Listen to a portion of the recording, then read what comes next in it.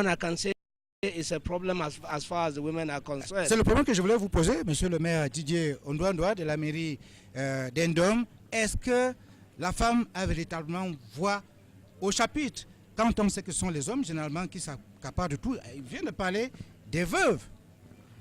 Oui, vous savez, On leur arrache les terres dans notre zone Bantou, la zone Bantou dont je fais partie, les femmes ont tout été reléguées au second plan.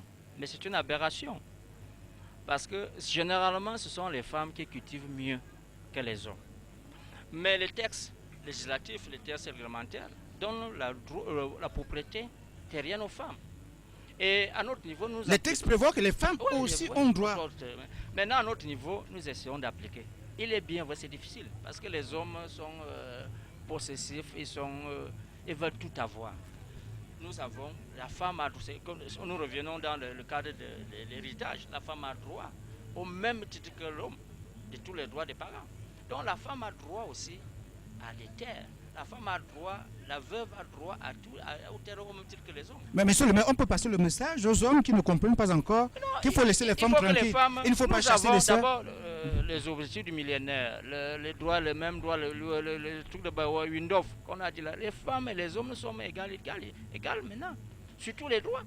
Donc l'accession aux terres, au même titre que les hommes, les femmes le méritent. Donc chez nous les Bantous, nous sommes possessifs, un peu dictateurs, excusez-moi le terme, mais c'est la vérité. Ça commence à aller parce que mon frère n'accepterait pas que ma soeur ait droit parce qu'il a eu des problèmes. Non, même si elle a un mariage, elle a droit à 2 hectares ou 3 hectares qu'à laisser nos parents. C'est ça au même titre que tous les autres enfants de la famille. Nous encourageons au village, nous encourageons les femmes à bénéficier des mêmes faveurs que les hommes dans la gestion foncière et agraire. C'est bien que c'est un maire qui le dise, d'autant que les maires, les élus locaux sont au centre de la décentralisation. Aujourd'hui, les maires ont un grand pouvoir qu'on ne comprend peut-être pas encore aujourd'hui, mais qu'il faut bien comprendre demain. Comment est-ce que les mairies doivent donc peuvent faire pour adresser convenablement le problème foncier? Vous avez commencé par quelques propositions tout à l'heure, M. Jules Dumas Guébou. Je reviens donc justement à l'une des solutions peut-être déjà en œuvre dans le cadre du PNDP. Il y a un exemple très concret d'approche d'aménagement concerté. Et je crois que l'innovation majeure de la loi 2004, c'est l'introduction d'un principe de concertation des acteurs pour tout ce qui concerne les décisions concernant la gestion des terres dans notre pays. Donc, ça consiste à quoi? Alors, je vais prendre ici un exemple très concret. La société d'aménagement de Douala, c'est une initiative de la communauté urbaine de Douala avec des partenaires privés qui consiste justement en concertation avec les communautés, donc les populations, les chefs et tous ceux qui ont un intérêt dans l'utilisation de la terre pour contribuer au développement de la ville de Douala. C'est leur initiative partenariale et ça consiste à se mettre ensemble et justement à se poser les questions de savoir quels sont les espaces, quels sont d'abord les outils de développement de la ville et quels sont les espaces dont nous aurons besoin, quitte pour construire des logements sociaux, pour peut-être installer des populations arrivantes qui sont dans le besoin de parcelles pour construire leur maison, et quitte pour les zones industrielles, les zones de développement agricole dans le périmètre de la ville de Douala. Et ensemble, évidemment, ces acteurs sont arrivés à créer donc cette société d'aménagement de Douala qui aujourd'hui a mis à la disposition d'un certain nombre de citoyens de la ville de Douala. On compte en milliers le nombre de personnes qui ont pu avoir accès à un lopin de terre sécurisé. Et du coup, un lopin de terre sécurisé. Et du coup, pour ces gens qui arrivent à accéder à ce terrain, c'est quand même une assurance. On peut investir tranquillement, sachant que 10-20 ans après, on ne court pas le risque qu'une solution de développement de la ville remette en cause les efforts qui ont été consentis de dizaines d'années par le passé pour y arriver. Donc voilà une solution concrète. Deuxième solution concrète, c'est ce que la loi 2004 en matière d'urbanisme a appelé les groupements d'initiatives foncières. Des communautés installées sur un terrain qui veulent évidemment mettre en valeur ce terrain, peut-être le céder pour évidemment contribuer aux stratégies de développement de la ville ou de leur commune, peuvent s'organiser et demander à l'autorité de les aider à mettre en place un groupement d'initiatives foncières. Ça veut dire s'organiser peut-être en coopérative, trouver un investisseur qui rentrerait dans le groupement, l'État ou la commune qui jouerait un rôle d'arbitrage. Et ensemble, les gens décideraient de ce qu'on en fait de cet espace. Est-ce qu'il faut prévoir des espaces pour les services sociaux de base, comme les établissements scolaires, où est-ce qu'on le mettrait? Est-ce qu'il faut des espaces pour des infrastructures, comme des stades? Où est-ce qu'on les mettrait? Qu'est-ce qui nous resterait et à quoi ça devrait pouvoir servir? Une fois que ce consensus est établi, le sceau de l'État est mis sur le document en question et ensuite on peut passer aux aménagements sans courir le risque que 10, 20 ans après, les efforts des communautés, les efforts des autorités soient remis en cause par les besoins de développement de la ville. Donc voilà 2 exemples concrets, mais je pense qu'il y en a d'autres qu'on peut retrouver dans la loi 2004. Le problème, c'est prendre des initiatives. Et c'est là où, personnellement, en tant que membre de la société civile, je dis aux élus locaux, passons en l'acte, essayons d'utiliser les espaces en question et développons des expériences à titre pilote. Appuyons-nous sur les bons résultats de ces expériences pilotes pour demander, pour exiger à l'État d'aller plus loin dans la décentralisation. Et je pense que ça arriverait si on commençait par respecter ce qui est prévu. Mais monsieur le maire, la loi est là, faut se regarder à la loi de 2004, avec le texte d'application de 2007. Est-ce que vous consultez vos populations, vos élites? Do you consult, do you exchange with? Est-ce que vous... Yeah, you know, we are running the decentralization era with the notion of participatory democracy, Voilà. which means that all the stakeholders, the elite, the population, the traditional, the religious authorities are, contacted whenever there are issues like this. The mayor is a kind of Mr. Know-all in the sense that he has to be an engineer, he has to be an expert in land tenure, he has to be this and he has to be that. It's a very complex task. But he And must be therefore, trained for that too. and he must be trained for that. Yeah. And it is a process. Decentralization is a process. I'm happy that there are the laws of 2004. That's not a long time ago. Therefore, I think it is also incumbent on mayors to ensure that they are utilizing the laws in order to solve the problems rather than sempiternally complaining about outdated or archaic laws. That's one point, to be a bit objective. Yeah. But it is also an aberration that a law in 2015 which has already transferred powers, because that is what decentralization is, that you have transferred the powers, the responsibilities, and the resources to the grassroots, that the mayor should be, incognito, as it were, in that kind of a setup. I think there's a problem there. And if we are talking about genuine decentralization, authentic decentralization, I am sure that these issues we are talking about, when the key stakeholders get around the common table and they discuss this as people who are involved in giving the citizens their rights, then I think that we would have moved one step further. But let me also add, please, that in everything we do, we must remember, since we are talking about land, that is the primary legacy that a community has. We cannot allow individuals to mortgage a collective asset like land to very rapacious or greedy, wealthy people. I'm saying that whatever legislation is taken, there must be inserted those measures that will curb the desire of people who will want to own entire villages and allow development to take place. I think that is my point. Thank you very much, Mr. Mayor. Monsieur le maire Didier Ondoa, la préoccupation était de savoir si vous, comme maire, si vos collègues comme maire, vous engagez véritablement, déjà rendre compte aux populations, associer les populations, les citoyens de tous les jours dans le travail que vous devez faire, parce qu'ils sont bénéficiaires. Vous savez, Lazare, le combat est rude. Il vous faut un des maire forces. qui ne rend pas compte à la population n'est pas maire. Parce que ce sont les populations qui nous ont mis là. Donc le travail, moi je prends l'exemple, j'ai un journal qui sort un dôme tous les 3 mois que je donne gratuitement aux populations. Pour rendre compte. Nous avons notre moyen de communication, le babillards, partout dans les grands centres, pour rendre compte de tout ce que nous faisons en Indo. Mais je dis, le travail du maire, c'est de rendre... Le maire, c'est un grand facilitateur, un planificateur.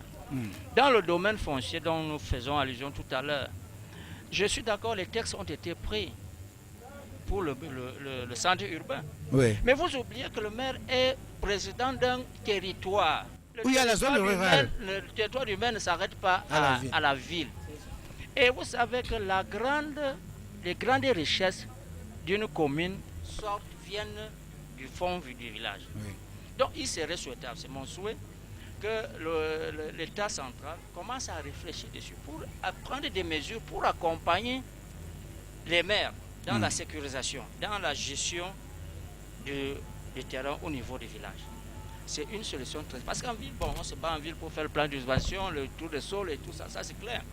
Mais la planification, elle doit aussi s'étendre au village. Oui. Elle doit s'étendre au village. Il faut être proactif dans le management. Nous voulons construire une salle de classe quelque part, une école créée. Quand on arrive, on n'a pas... On trouve que ce terrain-là, c'était... Peut-être qu'un grand-père avait donné à l'époque.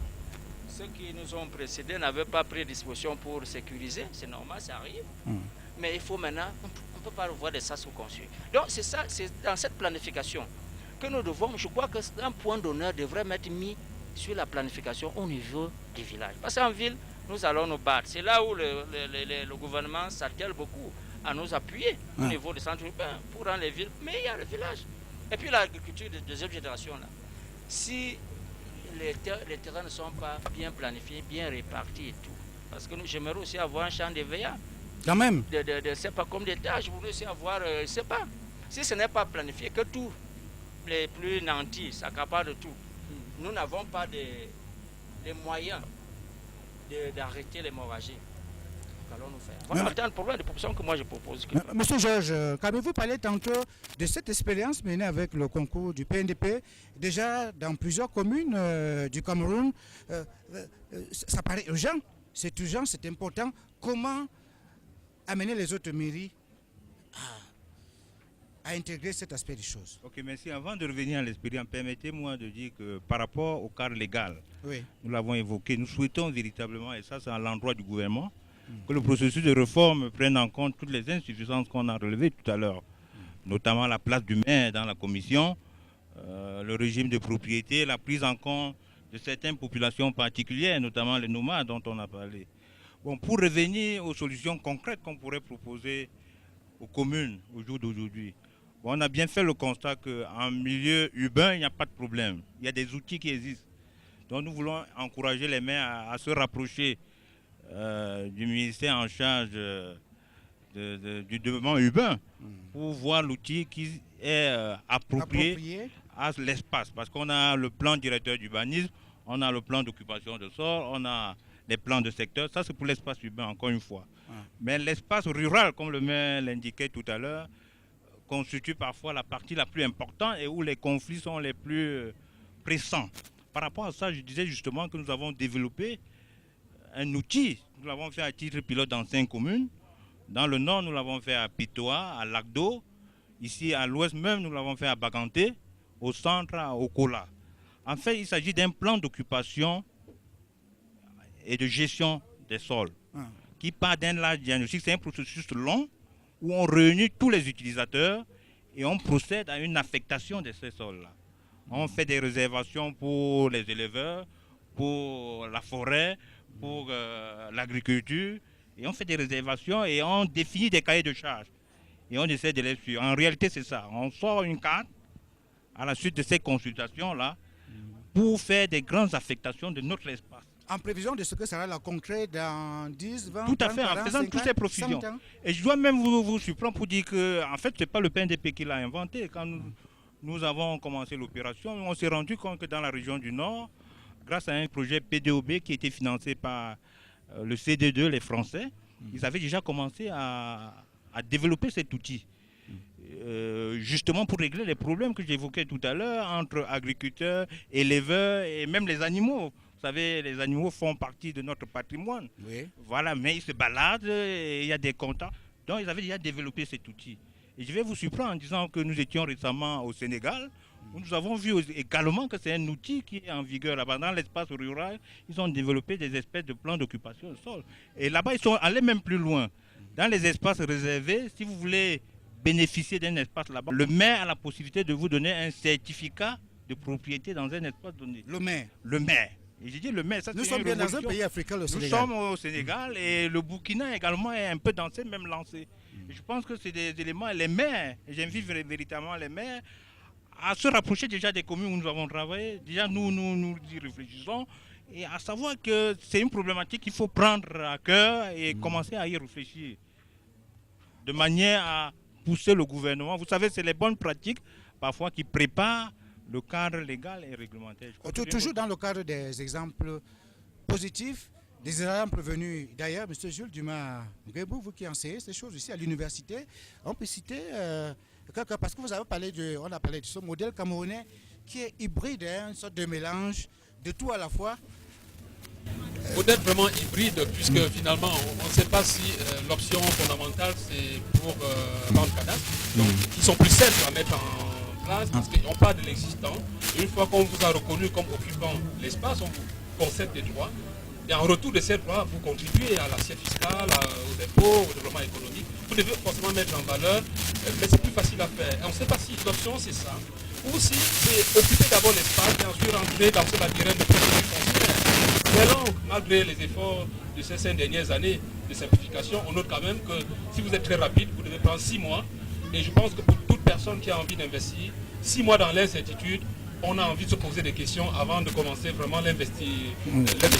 N'en parlons pas pour des populations qui ont souvent une double référence traditionnelle. On n'a plus envie d'aller dans le labyrinthe du droit positif de l'État. On reste dans son village et on fonctionne avec ce qu'on connaît comme code traditionnel, d'où finalement l'occupation anarchique, les quartiers spontanés en milieu urbain.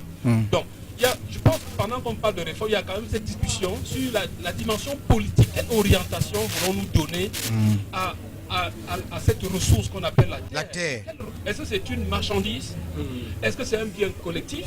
Est-ce que c'est un bien accessible? Si oui, on l'oriente comment? Et ça, je pense qu'il faut, évidemment que les concertations sont ouvertes au niveau national, mais nous pensons qu'il faut que les maires se saisissent de cette discussion en utilisant les bribes de pouvoir et d'autorité déjà reconnues dans les textes en place pour organiser cette discussion à leur niveau. Et je suis convaincu, même si les textes de 2004, c'était davantage en matière d'urbanisme, il faut reconnaître aussi qu'au Cameroun, la loi dit qu'une ville, c'est une agglomération de 2500 personnes. Quand même. Serait-ce que cette assertion administrative donne encore la possibilité de dire, ok, j'utilise cet outil urbain, cet outil de planification et d'aménagement urbain, pour essayer, à mon niveau, d'anticiper sur les problèmes que ma commune, 15 ans, 20 ans, va connaître. Donc je pense qu'on n'a pas, vraiment, en tant qu'élu local, on n'a pas le droit. Et cela passe donc forcément par la sensibilisation des élus sur leurs responsabilités en matière foncière, mais ça passe aussi par la sensibilisation des opérateurs économiques, notamment ceux qui viennent justement avec des logiques d'accaparement, les conséquences de leurs actes sur l'économie locale, sur